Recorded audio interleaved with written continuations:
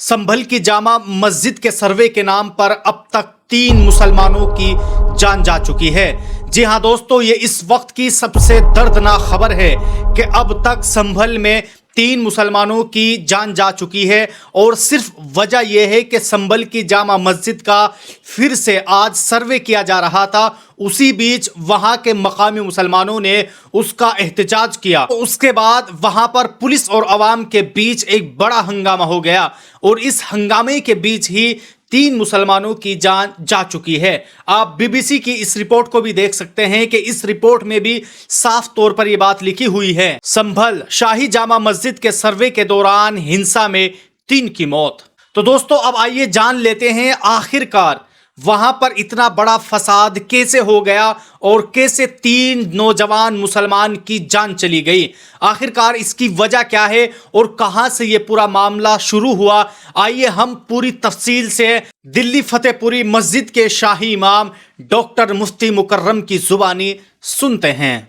संभल की जामा मस्जिद पुरानी जामा मस्जिद है, संभल की, करीब 500 साल पहले की, बाबर के ज़माने की, 1529 की बनी हुई मस्जिद है। बाबर के ज़माने की मस्जिद है संभल की जामा मस्जिद। अब मैंने सुना 2-3 दिन पहले कि किसी ने मुकदमा डाल दिया कि भाई ये तो हमारा मंदिर है, 500 साल की मस्जिद है कि ये तो हमारा मंदिर है। मुकदमा डाला। भाई मुकदमे तो अदालत में डलते ही रहते हैं। मुकदमा डाला, फ़ौरन मंजूर हो गया, फ़ौरन सुनवाई हो गई, फ़ौरन कमीशन मुकर्रर हो गया, फ़ौरन कमिश्नर का नाम दे दिया। 2 घंटे के अंदर, 1 घंटे के अंदर सारे काम हो गए और दूसरे फरीक को बुलाया भी नहीं, सुनवाई भी नहीं हुई। भाई अदालतें तो बहुत होती हैं ना, तारीख़ पे तारीख़, तारीख़ पे तारीख़, आप सुनते हैं नहीं। किसी ने मुकदमा डाला, भाई ठीक है तुम डाल जाओ, दूसरे फरीक को समन जाएगा, उसको बुलाया जाएगा, उसकी सुनवाई होगी, इधर का भी वकील खड़ा होगा, उधर का भी वकील खड़ा होगा, बात सुनी जाएगी ना। यही तो होता है हर मुकदमे में।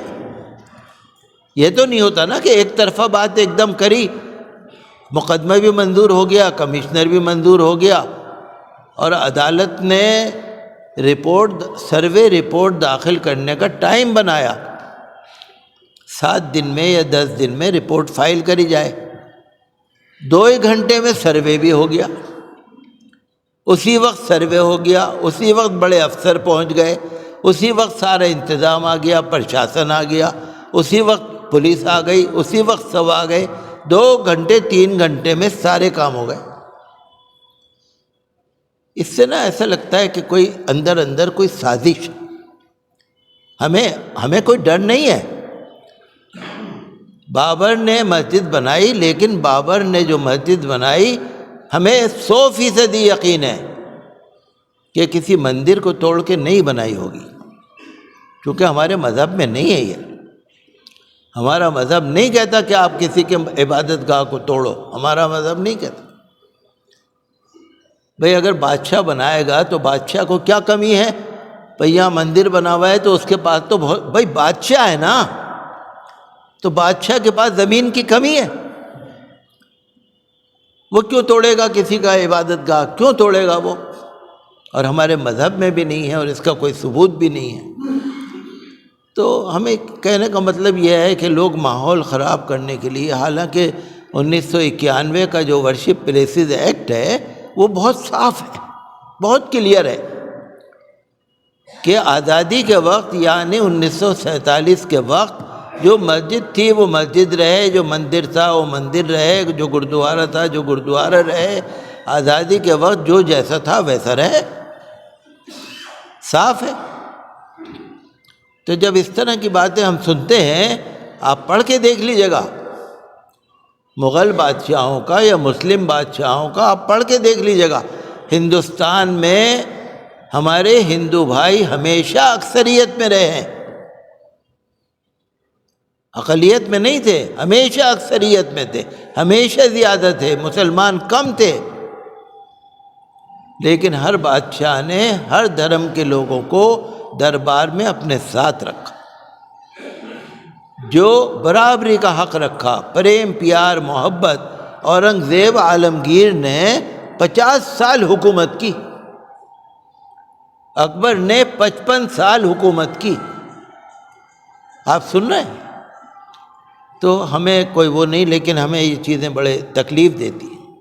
ہم تو یہی چاہتے ہیں ہر دھرمستان کی عزت ہو، ہر مسجد، مندر، گردوارہ، چرچ، جو بھی کسی کی عبادت گاہ ہے اس کا مان سمان ہو، عزت ہو.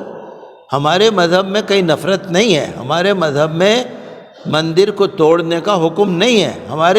ہمارے مذہب میں اگر کوئی اپنے دھرم استھان میں بیٹھ کے عبادت کر رہا ہے تو اس پر بھی حملہ کرنے کا حکم نہیں ہے. مذہب اسلام کو اگر کوئی پڑھ کے دیکھے گا نا تو ماشاءاللہ بہت اچھا مذہب ہے جس کا کوئی جواب ہی نہیں ہے. تو ہم تو یہی چاہتے ہیں کہ انصاف ہو. ٹھیک ہے، مقدمہ ڈال دو، بھئی آگرے کی مسجد پہ ڈال دیا، لکھنؤ کی مسجد پہ ڈال دیا، بدایوں کی مسجد پہ ڈال دیا، جونپور کی مسجد پہ ڈال دیا، اب سنبل کی مسجد پہ ڈال دیا. تو مقدمے ڈال رہے ہیں، ٹھیک ہے ڈالو، لیکن انصاف ہونا چاہیے. بابری مسجد کے مقدمے میں آپ نے سنا نا، سپریم کورٹ کے ججوں نے صاف کہا کہ بابری مسجد کی جگہ پر پہلے کوئی مندر نہیں تھا، وہاں کوئی جنم استھان نہیں تھا، کسی مندر کو نہیں توڑا. صاف کلیئر لکھا ہے نا. تو ہمیں امید ہے کہ آگے بھی انصاف ہی ملے گا. یہ الگ بات ہے کہ انہوں نے فیصلہ کیا دیا، لیکن سچائی بیان کری.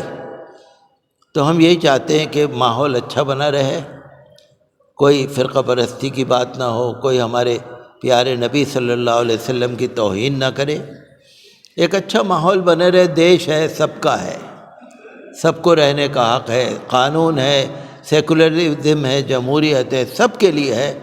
تو ہمیں اور آپ کو سب کو بہت ہی پیار اور پریم سے رہنے کی ضرورت ہے، ورنہ دیش بدنام ہوتا ہے.